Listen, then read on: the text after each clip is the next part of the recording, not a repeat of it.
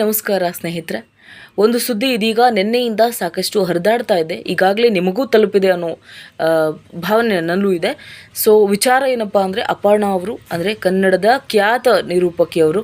ಅವರು ಕನ್ನಡದಲ್ಲಿ ಮಾತನಾಡುವಂಥದ್ದೇ ನೋಡೋದಕ್ಕೆ ಒಂದು ಕೇಳೋದಕ್ಕೂ ಅಷ್ಟು ಖುಷಿ ಆಗ್ತಾಯಿತ್ತು.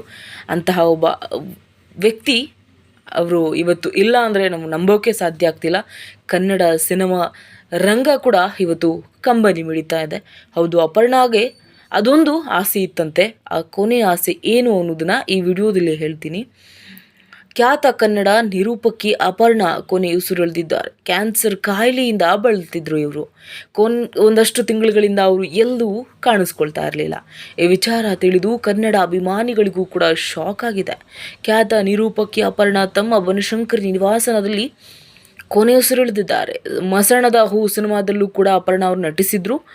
ಏನು ಖ್ಯಾತ ನಿರೂಪಕಿಯು ಸಾವಿನ ವಿಚಾರ ತಿಳಿದು ಇಡೀ ಚಿತ್ರರಂಗವೇ ಕಂಬನಿ ಮಿಡಿತಾ ಇದೆ. ಕೆಲ ತಿಂಗಳಿಂದ, ಅದೇ ನಾನು ಮೊದಲೇ ಹೇಳಿದಾಗೆ, ಕೆಲ ತಿಂಗಳುಗಳಿಂದ ಅವರು ಎಲ್ಲೂ ಕಾಣಿಸ್ಕೊಳ್ತಾ ಇರಲಿಲ್ಲ. ಅಪರ್ಣಾ ಅವರ ಪೂರ್ತಿ ಹೆಸರು ಅಪರ್ಣಾ ವಸ್ತಾರೆ.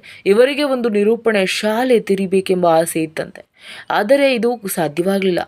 ಅಪಾರ ಸಂಖ್ಯೆಯ ಅಭಿಮಾನಿಗಳನ್ನು ಬಿಟ್ಟು ಅಪರ್ಣಾ ಅವರು ಇಹಲೋಕ ತ್ಯಜಿಸಿದ್ದಾರೆ. ಆದರೆ ಅಪರ್ಣಾ ಅವರಿಗೆ ಕ್ಯಾನ್ಸರ್ ಬಂದಿರೋ ವಿಚಾರ ತಿಳಿದಿದ್ರೂ ಒಂದು ಕೊನೆಯ ಆಸೆ ಇತ್ತಂತೆ. ಅದನ್ನು ಈಡೇರಿಸುವ ಮುನ್ನವೇ ನಮ್ಮನ್ನೆಲ್ಲ ಬಿಟ್ಟು ಖ್ಯಾತ ನಿರೂಪಕಿ ಹಾಗೂ ನಟಿ ಅಪರ್ಣಾ ಮೃತಪಟ್ಟಿದ್ದಾರೆ. ಹೌದು, ಅಪರ್ಣಾ ಅವರಿಗೆ ಒಂದು ನಿರೂಪಣೆ ಶಾಲೆಯನ್ನು ತೆಗೆಯಬೇಕು ಎಂಬ ಆಸೆ ಇತ್ತಂತೆ. ಆದರೆ ಅದರ ಬಗ್ಗೆ ಪದೇ ಪದೇ ಮಾತನಾಡ್ತಿದ್ರಂತೆ. ಆದರೆ ಅದು ಕೊನೆಗೂ ಈಡೇರಲೇ ಇಲ್ಲ. ಈ ಬಗ್ಗೆ ಮಂಡ್ಯ ರಮೇಶ್ ಅವರೇ ಮಾತನಾಡಿದರು. ಅಪರ್ಣಾ ಅವರಿಗೆ ಒಂದು ನಿರೂಪಣೆ ಶಾಲೆ ಮಾಡಬೇಕು ಅಂತ ಆಸೆ ಇತ್ತು. ನನ್ನ ಬಳಿ ಪದೇ ಪದೇ ಅದನ್ನು ಹೇಳಿಕೊಂಡಿದ್ರು ಕೂಡ, ಆದರೆ ಅದು ಈಡೇರುವ ಮುನ್ನವೇ ನಮ್ಮನ್ನೆಲ್ಲ ಬಿಟ್ಟು ಹೋದರು ಅಂತ ಅವರು ಸಾಕಷ್ಟು ಭಾವುಕರಾಗಿ ಮಂಡ್ಯ ರಮೇಶ್ ಅವರು ಮಾತನಾಡಿದರು.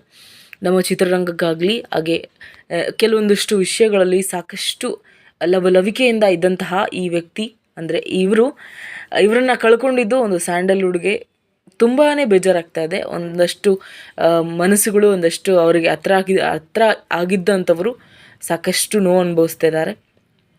ಇಷ್ಟು ಬೇಗ ಅವರು ಹೋಗಬಾರ್ದಿತ್ತು ಅನ್ನೋದು ನಮ್ಮದು ಕೂಡ. ಸೊ ಏನೂ ಮಾಡೋಕ್ಕಾಗಲ್ಲ. ಓಂ ಶಾಂತಿ.